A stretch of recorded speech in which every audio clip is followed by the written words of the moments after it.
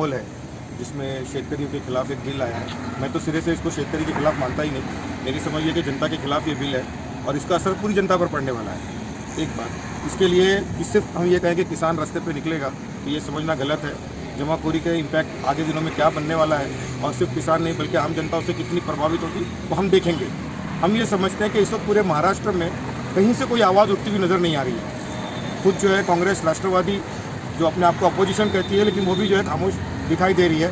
ऐसे वक्त में इस अंधेरे में एक सूरज की किरण के तौर पर प्रकाश गोरे साहब सामने आए हैं। अपने देश को किसानों का देश कहते हैं। आज गांधी जी की जयंती है और इस अवसर पे हम देहातों से ये महानगर पे मुंबई की तरफ बढ़े हैं और इसकी वजह अभी हमारे जो नेता है प्रकाश भाऊ पोरे इन्होंने बहुत विस्तार से कही है कि जिस तरीके से अनाज के दाम इसके साथ जो खिलवाड़ की जा रही है या खेती का जो माल है एग्रीकल्चर प्रोड्यूस जो है इसको कंट्रोल करके इसके साथ इसका स्टॉक डोमेस्टिक स्टॉक कम ज़्यादा करके इसके ऊपर इसके एक्सपोर्ट पे पाबंदियाँ लाके किसानों को मारा जा रहा है और इस वजह से किसान की आवाज़ जो है ये कहीं ना कहीं हमें बुलंद करनी है और इसीलिए हम अकोला यवतमाल पूरा विदर्भ मराठवाड़ा से भी नांदेड़ से हमारे कुछ साथी आए हैं। हम सब लोगों ने सोचा कि ये जो गलत नीतियाँ अपनाई जा रही है किसानों के प्रति इसके लिए जो स्टेट गवर्नमेंट में सेंट्रल गवर्नमेंट का जो डायरेक्ट रिप्रेजेंटेटिव है अपने जो गवर्नर साहब है तो गवर्नर साहब के कान पे हमें डालना है और उनको गुजारिश है हमारी कि भाई हमारी जो ग्रीवेंसेस है ये आप सेंट्रल गवर्नमेंट तक पहुंचाइए।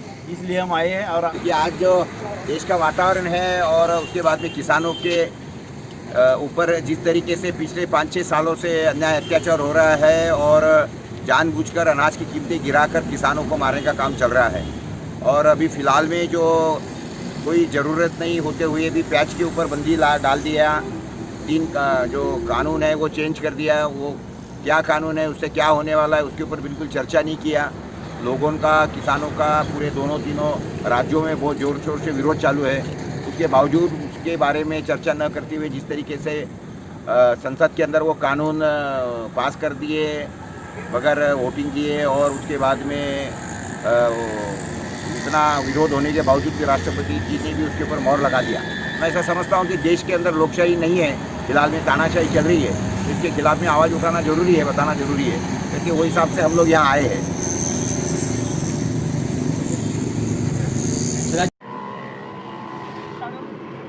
सर जैसा आज गांधी जयंती है 2 अक्टूबर और आप दांडी यात्रा पे निकले हुए हैं अकोला से लेके गवर्नर हाउस तक, तो इसका क्या कारण है? क्या हुआ है कि पिछले कई सालों से और ज़्यादातर ये पिछले 5-6 महीने से जो कुछ सरकार की नीतियाँ चल रही है वो सारी किसानों के विरोध में जा रही है।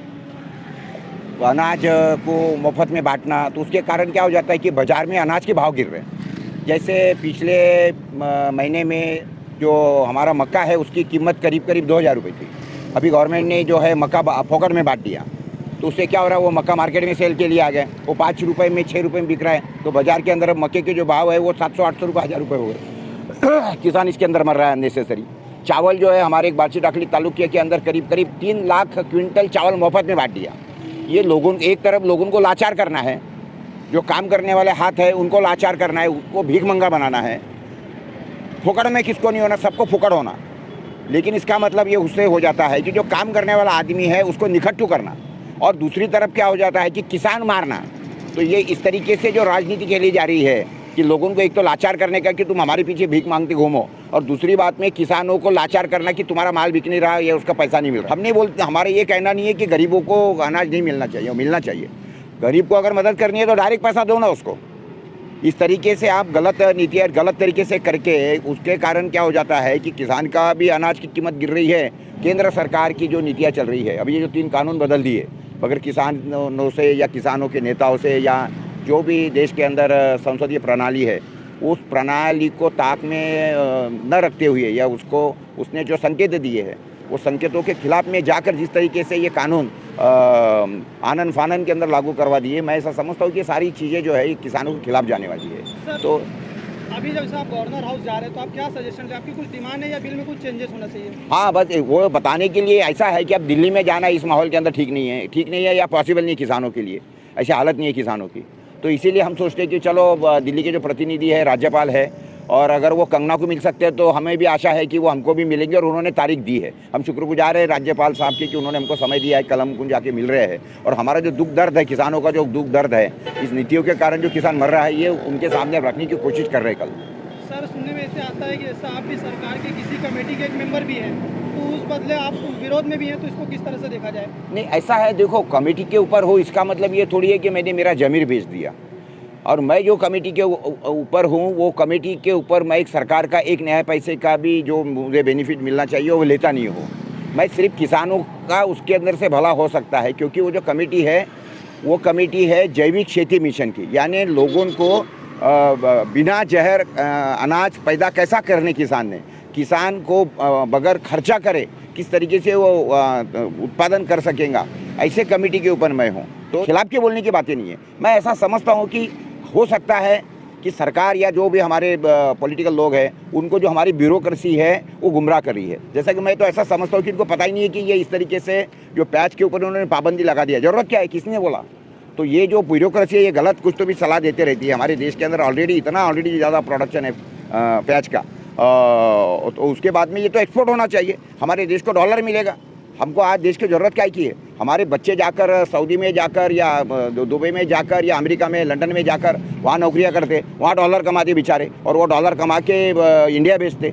वो इतना मेहनत पसीने से कमाया हुआ डॉलर ये लोग क्या कर रहे हैं, तो अननेसेसरीली ये विदेश में भेज रहे हैं। सर, जैसा कि आज आपकी दांडी यात्रा भिवंडी में पहुंची और भिवंडी के अंदर भिवंडी एमपीजे और कल्याण एमपीजे की यूनिट आपका स्वागत किया, आप इसके बारे में क्या बोलना चाहेंगे? बहुत बहुत शुक्रगुजार है हम, और मैं ऐसा समझता हूँ कि ये बहुत अच्छा कौमी एकता का उदाहरण आप लोगों ने पेश किया है। लोग तो ऐसा समझते हैं आजकल के ज़माने में इसके अंदर कि भाई मुस्लिम समाज का और खेती बाड़ी से कोई संबंध नहीं है, लेकिन मैं ऐसा समझता हूँ कि आपको भी मालूम है कि जो आप अनाज खाते हो वो किसान उगाता है, तो करके आपने जो किसानों को साथ देने का जो ये किया है। नहीं तो बम्बई पुणे के जो लोग हैं वो तो उनको तो ऐसा लगता है कि शहर में हम रहते, शहर में ही ये करेंगे, लेकिन हम तो ये समझते हैं कि किसान कब भला होगा, तो जब शहर के लोग भूखे मरेंगे तब किसान का भला होगा।